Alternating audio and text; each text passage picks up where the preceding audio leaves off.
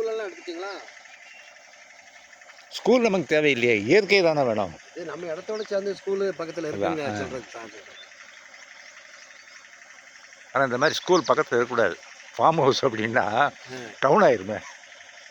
அது வந்து மாமா இது 3:30 வரைக்கும் அந்த பிரச்சனை.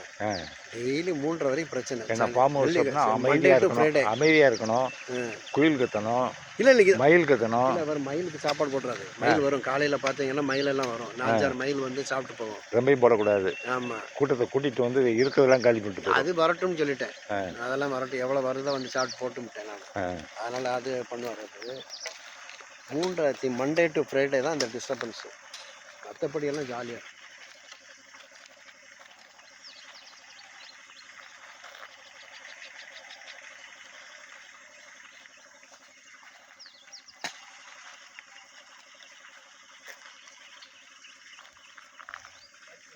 மேட்பெட்டில் ஒரு கார் வந்தாங்க. ஆரையம் மேட்பெட்டில் மேட்பெட்டி கார் வந்து கேட்டாங்க. இப்போக்குள்ள வரலான்னு ஃபோன் போட்டு வச்சுனாங்க.